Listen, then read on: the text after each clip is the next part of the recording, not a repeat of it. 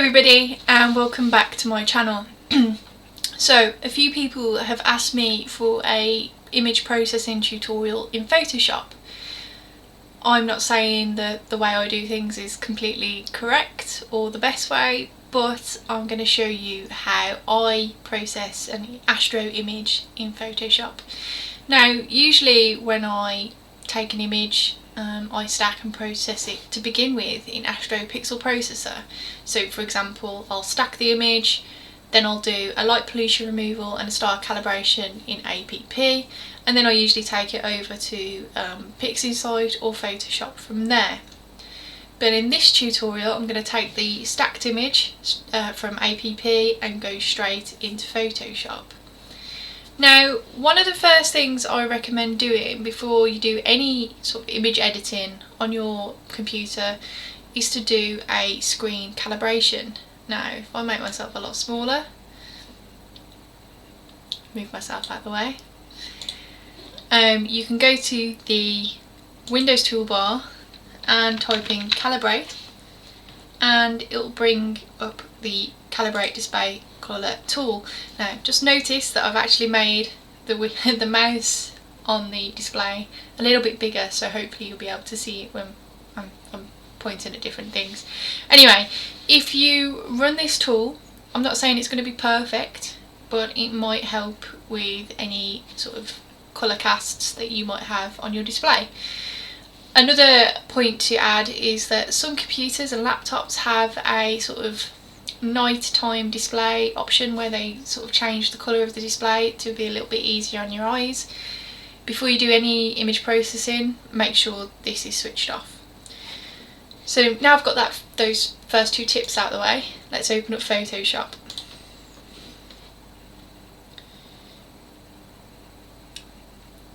It's a lot quicker now that I've got a new PC that I built specifically for processing. So I'm going to open up some data, and this is of the Pelican Nebula, just so that you know what we're going to be looking at. And I took it a long time ago now, back in December 2019. How quickly last year went, I know it felt like 10 million years with everything that's been going on, but yeah, it's been a while since I've even looked at this data. So first things first, notice up here where it says the file name Pelican Deck 19.tiff, and then it says RGB/32. That means it's a 32-bit TIFF. Now if you're coming from Deep Sky Stacker, you might have saved as a 32-bit file, or you know, likewise Astro Pixel Processor, you might have saved as 32-bit. But if you want to work in Photoshop with ease, you need to convert that to a 16-bit TIFF. To do that, you go to Image, Mode, and 16 bits per channel. Now it's going to give you a few options in this HDR toning box, but make sure you select Exposure and Gamma for the method, and then simply click OK. We're now with a 16-bit TIFF, and we'll do a slight crop to get rid of any nasty edges. By what I mean by nasty edges, you might have some stacking artifacts, or it might not be completely even, so just cropping it down, and that will help us to see the histogram more evenly. You won't have any weird lumps and bumps anywhere. By the histogram looking normal, if we go over here to the histogram, you can see I've got a sharp spike in data, but it's very, very narrow at the moment, so we're going to want to stretch it, and we'll do that in just a moment. I know what orientation this image is, so to make it a little bit easier on my on the way I like it, I'm going to rotate it, and I'm going to go to Image, Image Rotation, and 90% counterclockwise. I feel better now.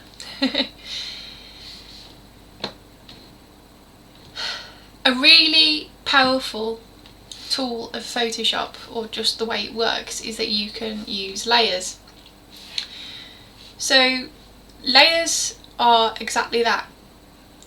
Imagine you have got your original file the way it was on the bottom layer, you make a copy of what it was, and then you do whatever you want to that layer, but the original is still underneath, untouched. So if you do anything to that layer that you don't like, the top layer, you can literally delete it and you're back to where you were. Working this way is kind of known as like non-destructive editing, because you can always take a step back and go back to the way you were. Photoshop is also really good, that if you can go to history, and if it's not on display, if you go to window and then make sure history is ticked, that'll ensure that you can find it on screen. You can see everything that you've done to an image, and you can click on any and go back to the state that it was before you made any changes. And that's why I like Photoshop for any editing. So I've just quickly checked the video file as I'm recording, and I noticed that my picture, my video stream, was blocking what the history tool looks like. So this is what it is. You've got history, and then you've got a list of actions, and you can click on any to go back to the way it was. So there we go. That's the way it looks. Now if I just put the history back on and lock it onto my dock. There we go. So now I'm going to make a new layer. So I'm going to go to layer, duplicate layer, and I'm going to work on the top layer to stretch the data, and by stretching I mean sort of widening this histogram to bring out the detail that is contained here. So to do that, I'm going to make sure my top layer is selected. You can rename them if you like, so let's just I'm going to put levels. You don't have to, but it's just so you don't get confused or whatever. I'm going to make sure it's selected, and then you can either press Ctrl+L, or you can go to Image, Adjustment and Levels. So first things first, I'm going to slide this black point slider right up to sort of the edge without actually cutting into it, and then I'm going to slide the midpoint slider to meet the other side, and then I'm going to click OK. And we can already see this histogram has changed, it's slightly wider, it's no longer that really thin spike that we had. And then I'm going to do it again. So image, levels, move the black slider to the left of that spike, and move midpoint slider to the right of the spike. And as you can see, our image is starting to appear. Now the key to stretching successfully is not do like too big a stretch all in one go. Do little stretches as you go along, a bit like we're doing now. So I'm going to do another one.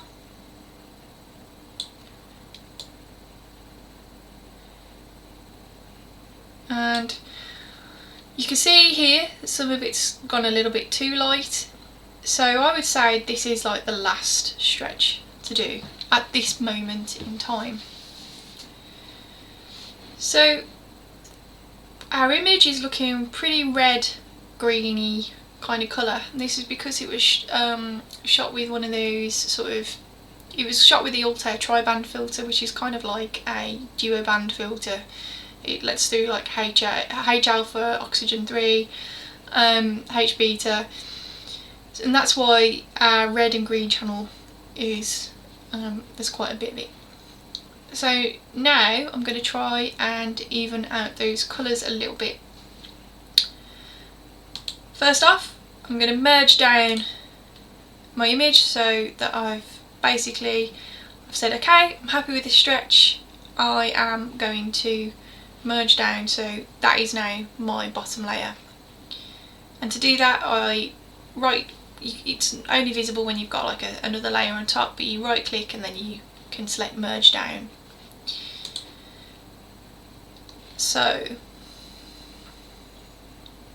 just having a quick look, I'm going to, before I go any further, I'm just going to crop down a little bit so that I can have it all on one screen. Don't have to, it's just that I want to for the purpose of this video. And then I'm going to get back to evening out the colours a little bit. So once again, I'm going to right click, duplicate layer, and I'm going to bring up the levels tool again. So image, adjustment, levels. Now I'm going to do something a little bit different. So we've got this black point dropper, selector, whatever you want to call it, and I'm going to double click.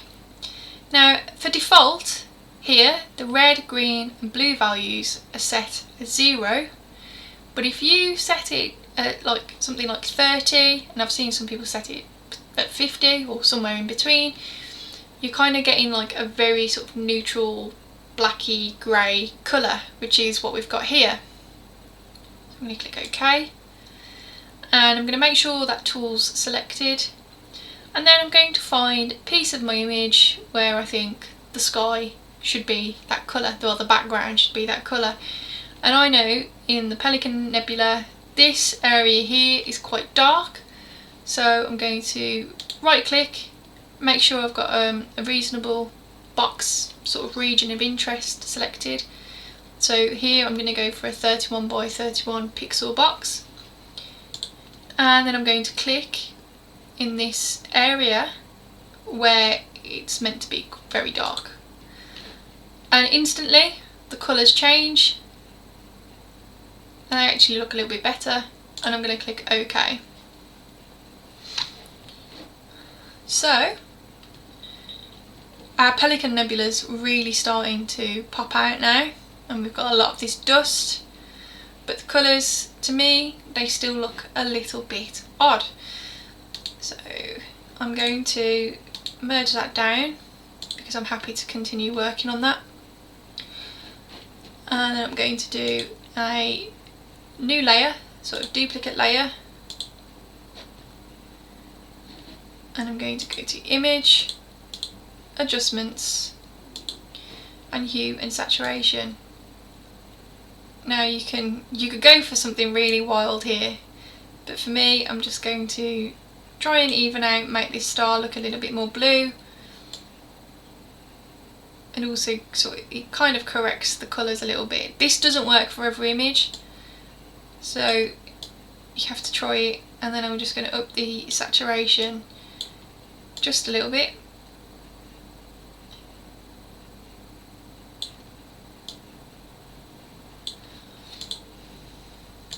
Okay, so we've got some yellow stars, some blue stars. Siri's listening to me. Could you try again? Yeah, don't know why, but apparently I triggered Siri. I thought as much. Anywho, I'm now going to merge that down, and I'm going to do image, another layer, and I'm going to go to filter, and I'm going to work with the camera raw filter. Now each time I do a new layer, I always make sure I'm working on the top layer, as you can see here, working on the one at the top. And Camera Raw is a bit like its own image editor completely, so I'm going to start with basic, and I'll have a look what the auto white balance does.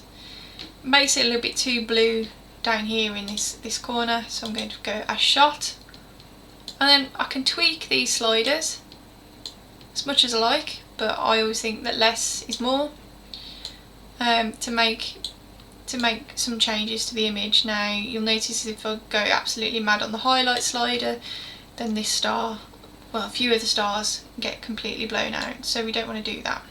I'm just going to reduce the texture and give it a little bit clarity and a little bit dehaze, and maybe up the vibrance and saturation a little bit.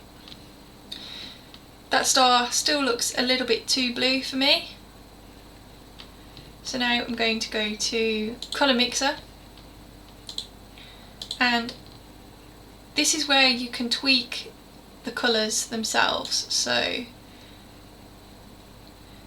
that one isn't it, so that is the slider that changes it. That's too green, that's too blue, so I'm going to decrease the saturation on the blues a little bit. We can up it on the orange if you want, but I think that's overcooking it a little bit. And you can tweak your colours to your heart's desire using HSL. Not only that, but you can do a little bit of sharpening, and if you're doing sort of noise reduction, you should zoom in to 100%, because then you can see better the effect of your changes on the image itself. So there we go, quite happy, and then I'm going to click OK. So that's looking pretty cool. Going to merge down. Okay, so I now want to try and bring out some of the detail here, maybe in some of this dust, and to do that I'm going to use a very powerful tool called the Select and Mask tool. As always, I'm going to start by duplicating that layer to begin with, and I'm going to make sure that I'm working on the top layer by making sure it's selected. And then I'm going to select and colour range, and actually it's already chosen a lot of what I want to work on. You can adjust the fuzziness slider to make it a little bit more softer, make it select more, so I'm just tweaking it a little bit, and then I'm going to click OK. So you can now see that it's selected this bit inside the marching ants. And to maybe sharpen this up a little bit, maybe bring out a bit of detail in this dust, I'm actually going to go to Filter, Sharpen, and actually Unsharp Mask. I'm going to zoom out a bit, and it's set on the max at the moment. And let's have a look at this bit. So this is what it's like with it absolutely whacked up to the max. And then let's take it right back down low again. So that's pretty smooth. So I'm just going to adjust this maybe to about 50%. And also you can adjust the strength by adjusting the radius as well. So I'm going to set, for this image, I'm going to set it at 5 pixels and maybe 60%. And then I'm going to click OK. See what kind of effect that's had? Can you see this little eyeball here? If we untick that, we now see the bottom layer, and with it on top and without. And actually you can see it sharpens up quite nicely. Now I want to work on some of this dusty area. So we've also already got pretty good mask, so I'm just going to go to Select and select, then Inverse. Now instead of working on this bit, we're now working on the rest of it. So once again, going to Filter, Sharpen, Unsharp Mask, but this time I'm going to have a look at the dusty areas here.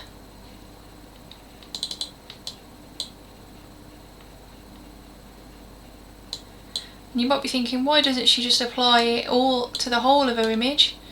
Well, that's because some areas you might want to adjust more than others, and there's kind of like not one size fits all for the whole of the image. So done a quick sharpen on some of the detail here, and done a quick sharpen here. So if I select, then deselect, got rid of those marching ants so they're not kind of blowing our minds by marching all over the screen. If I hide this top layer, you can see even better now that it just brings out some of that detail a little bit more. So that's with the sharpening via the select and mask tool, and that's without it. Okay, so I like that, and I'm now going to merge it down. So finally, I'm just going to reduce a few of these stars. There's nothing wrong with having stars in your image. In fact, stars are in space, so you kind of expect to have them in your image. Not so much with this image, but on some images or some certain areas of space, you might have an absolutely intense mega star field and they might detract away from the nebula itself. So you might want to do a reduction. So this is more for those people that want to do that on their image. So once again, I'm going to duplicate the layer, make sure I'm working on the top, then I'm going to go to select, colour range, and instead of sample colours I'm going to select highlights, and then I'm just going to tweak the fuzziness slider until it's got a few more of the stars selected. Be careful that it doesn't select too much of your nebulosity. A little bit's not too bad. So there you go, I've selected a few of my stars. And then I am just going to go back to select, modify, and I'm going to smooth by 1 pixel. And I'm going to go back to select and modify, and I'm going to feather by about 3 pixels.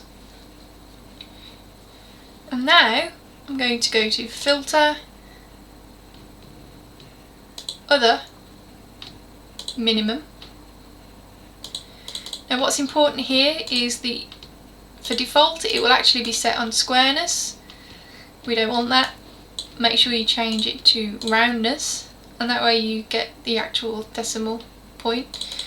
And if we zoom out so that we can have a look what effect it's having on the whole image, if I bump that up, you can see it starts to look rubbish and the stars are disappearing. But if we are quite conservative, let's say 2 pixels for this image, might be different for yours, and click OK. If I now deselect, so if I have a look at the layer underneath, see the stars are quite bright, and back again, it just dulls them down a little bit, but not too much.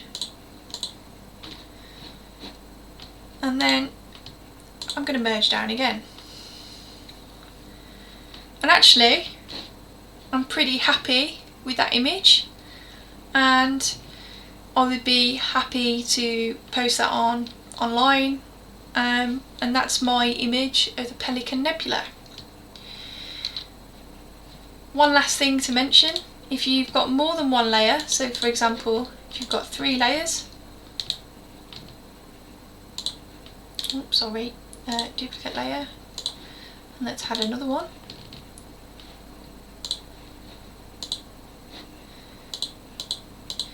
If you merge down, it will only merge like the top layer onto the next one, so you have to take that into account if you want to do like multiple layer and merging them.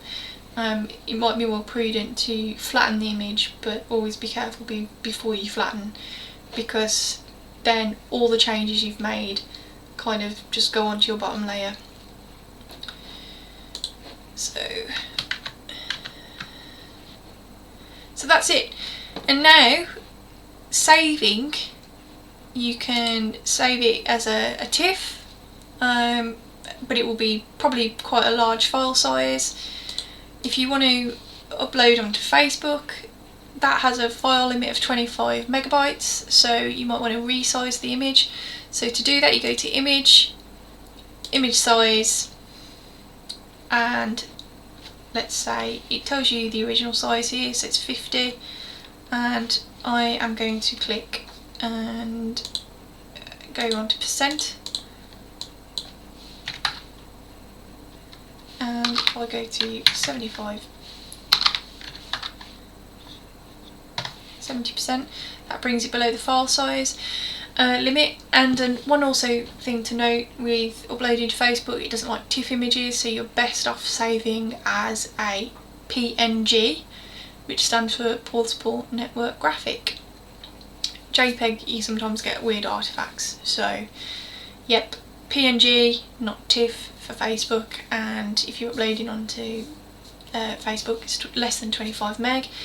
But if you're using like Flickr or something, I'm pretty sure you can upload the full size and full resolution anyway. So that's how I generally process a image in Photoshop. There are other steps I do take, but this was kind of intended for the beginner, and I hope it helps, and let me know what you think in the comments. As always, thanks for watching.